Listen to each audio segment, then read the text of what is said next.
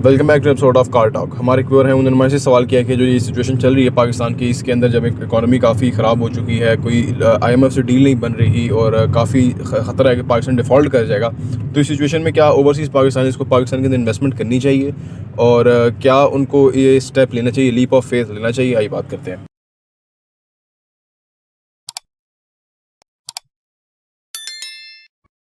बिस्मिल्लाहिर्रहमानिर्रहीम, अस्सलाम वालेकुम रहमतुल्लाहि वबरकातुहू। देखिए जी, अगर स्टॉक एक्सचेंज में इन्वेस्ट करना चाहते हैं तो फिर समझ नहीं आती, और अगर रियल एस्टेट में भी प्लॉट्स में इन्वेस्ट करना चाहते हैं या फाइलों में इन्वेस्ट करना चाहते हैं तो बिल्कुल समझ नहीं आती। लेकिन अगर आप फिनिश प्रोडक्ट में या ऐसी प्रोडक्ट में इन्वेस्ट करते हैं कि जो कि क्रेडिबिलिटी के साथ बिल्डर काम कर रहे हैं और उन्होंने काम किया हुआ है और आगे भी फर्दर भी डिलीवर करेंगे, तो उस सूरत में तो इन्वेस्टमेंट बनती है। देखिए, पाकिस्तान की जो हाउसिंग नीड है ना, वो बहुत ज़्यादा है। वो आप अंदाज़ा भी नहीं लगा सकते कि कितनी है, यानी कितनी चीज़ें रिक्वायर्ड है पाकिस्तान को फिनिश प्रॉपर्टी की शक्ल में। 1.5 करोड़ घर है, ठीक है, शॉप्स कितनी चाहिए, ये तो आदादुशुमार ही नहीं है। बिजनेस के लिए कितनी जगह चाहिए। जहाँ तक मामला है IMF का, हमारे पास डॉलर की शॉर्टेज है, मुल्क के पास डॉलर की शॉर्टेज है, ठीक है ना। और डॉलर की जो शॉर्ट है वो तो एक क्रॉनिक डिजीज है, और आज की नहीं है, 75 सालों की ये मर्ज है कि हमारे पास हमारी एक्सपोर्ट्स नहीं है और हमारे पास डॉलर शॉर्ट हो जाते हैं, और वो हमारे हेल्प करते थे ओवरसीज पाकिस्तानीज। तो मैं आपको ओवरसीज पाकिस्तानी को कभी भी नहीं कहूँगा कि ये इन्वेस्ट करने का टाइम नहीं है। एक तो ये कि मुल्क के लिए के अगेंस्ट ये बात जाती है, चाहे ये हुकूमत नाअहल है जो भी है, लेकिन अगर उनका पैसा पाकिस्तान में आता है, डॉलर्स पाकिस्तान में आता है, तो पाकिस्तान की जो सर्वाइवल है वो उसी के ऊपर ही बेस है, ठीक है ना। और कोई रास्ता ही नहीं है पाकिस्तान के सर्वाइवल का कि ओवरसीज पाकिस्तानी ये पैसा भेजेंगे तो मुल्क चलेगा। लेकिन बदकिस्मती से ये जो अभी रजीम है, ये जो कोलिजन गवर्नमेंट है, जो जिसमें 13-14 पार्टी हैं, ये सारे ओवरसीज पाकिस्तानियों के खिलाफ हैं, जस्ट बिकॉज ऑफ दिस के इमरान खान जो है वो ओवरसीज में बहुत पाकिस्तानियों में बहुत मकबूल है, ठीक है ना। और उसकी वजह से ये ओवरसीज पाकिस्तानियों के खिलाफ है। हालांकि इसमें भी ओवरसीज के अंदर भी इन पार्टियों की कोई ना कोई तो लाइकिंग होगी, कोई ना कोई तो इनका वोट बैंक होगा, कुछ ना कुछ तो होगा। लेकिन क्योंकि इन्होंने इस तरह के ऐलान किए कि उनको वोट का हक ना दें, उनकी जो बेनिफिट्स थे ये जो रोशन डिजिटल अकाउंट्स के ऊपर, वो भी फायदे खत्म कर दिए, तो उसका डायरेक्टली नुकसान तो इस हुकूमत को सबसे ज्यादा हुआ है। इनका वोट बैंक खराब हुआ है, पाकिस्तानी इनसे तंग हो गए हैं महंगाई की और वगैरह की वजह से। जहाँ तक बात है कि हर बंदा सोचता है कि शायद डॉलर और महंगा होगा पाकिस्तान में, और ये वो तो वो नहीं होना। डॉलर इतने से ज़्यादा महंगा पाकिस्तान में होना नहीं है। कुछ भी हो जाए, चलो फॉर एग्जाम्पल डॉलर भी महंगा हो जाए, लेकिन जितना रियल एस्टेट में महंगा होना है ना, फिर वो उसका तो अंदाजा ही नहीं आप लगा सकते कि रियल एस्टेट किस कदर महंगा हो जाने ज़्यादा। यानी उसकी वजह मैं आपको बता रहा हूँ ना कि चाहे कहते हैं अगर गलियों में खून भी बहना शुरू हो जाए तो फिर भी रियल एस्टेट जो है बिकता रहता है, और रियल एस्टेट में लोग इन्वेस्ट करते रहते हैं उस वक्त भी। क्यों कि जंग हो जाए, कुछ हो जाए, तो मतलब इतनी बुरी सूरत तो नहीं है।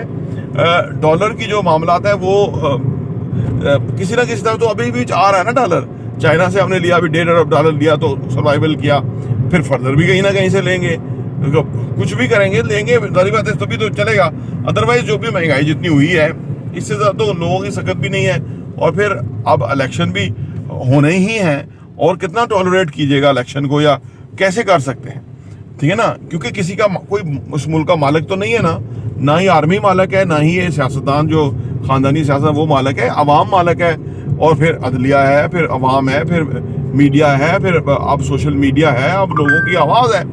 तो ये कब कोई कितना दबा सकता है इस आवाज़ को, सही है ना।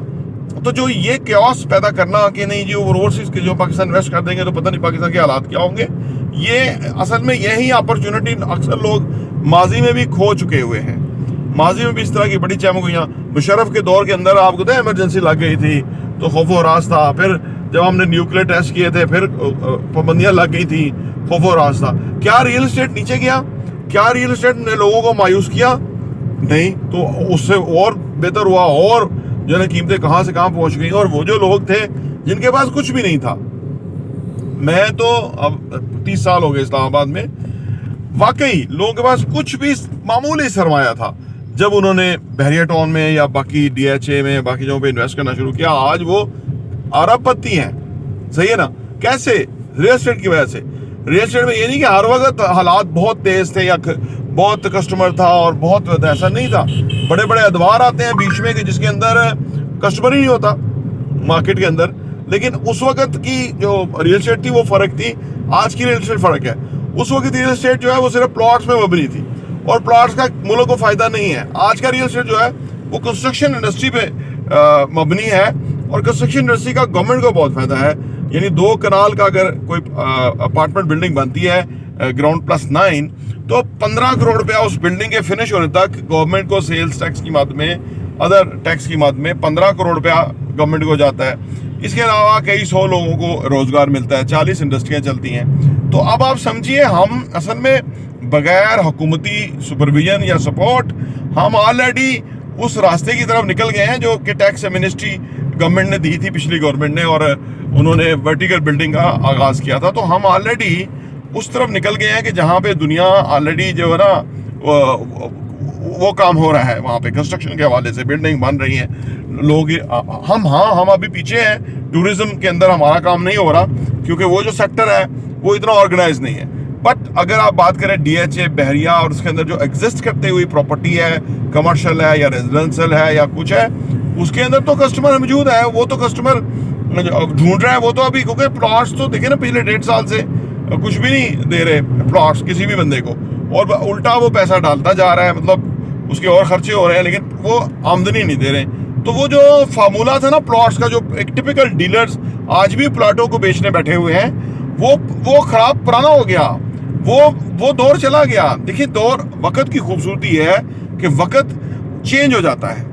अगर कोई वक्त के साथ चेंज ना होना चाहे और लोगों को यही दर्ज देता रहे कि जी प्लॉट लेके रखी रखो बहुत फायदा होगा, 2-3 साल शायद उनको फायदा ही ना हो उसका। उसकी वजह है, आप देखो ना लोगों का जो फिजिबिलिटी थी घरों की वो कम हो गई है। बहुत अच्छे प्लॉट जो है वो मार्केट में 50% नीचे पे बिक रहे हैं। लोग बेचने के लिए तैयार, इसीलिए तो अच्छे प्लॉट की कोई गाहक नहीं आता ना। हमने खुद को काफी कोशिश की, अच्छे प्लॉट का गाहक नहीं आता। उसकी वजह कि वो गाहक के वो किस को खरीदेगा, यानी एक बंदा ने घर बनाने के लिए आना है तो वो उसको best of the best plot मिल जाता है।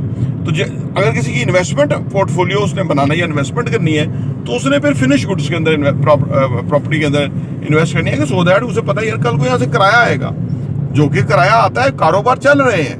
देखिए जो हमारा तो ऑलरेडी, हम ना तो कोई एक्सपोर्ट कर देंगे हमारे कारोबार रुक जाए, अगर तो हम फर्ज करें जो हमारे ऐसे एक्सपोर्ट्स हों कि जी वो नहीं बन रही, फैक्ट्रियाँ नहीं चल रही, तो हमारा तो कुछ भी नहीं यहाँ बनता। हमारा तो आ जाके रियल एस्टेट सेक्टर ही है कि जिसका, फिर पोल्ट्री इंडस्ट्री है, फिर टेक्सटाइल है, उसके अंदर थोड़ा बहुत ऊपर नीचे होता रहता है, अदरवाइज हम उसमें भी अपना सर्वाइवल कर ही रहे हैं। फिर एग्रीकल्चर में हमारी गंदम कम हो जाती है, हमारी रिक्वायरमेंट ज़्यादा है, उसमें भी हम कहीं ना कहीं से मंगवा के अपना निज़ाम पूरा चला लेते हैं। आ जाके हमें मार पड़ती है कि जी हमें एक तो ऑयल मंगवाना है, जो कि पेट्रोल मंगवाना होता है, और फिर हमें खाने का तेल जो मंगवाना होता है उसमें हमें पैसा चाहिए होता है। तो वो किसी ना किसी तरह से वो पैसा आ जाता है। तो पाकिस्तान का इतने बुरे हालात इस तरह के नहीं है कि बंदा कहे कि यार नहीं पाकिस्तान में इन्वेस्ट नहीं करना, कि भाई पता नहीं क्या होगा, फ़ायदा होगा या नुकसान होगा या क्या होगा।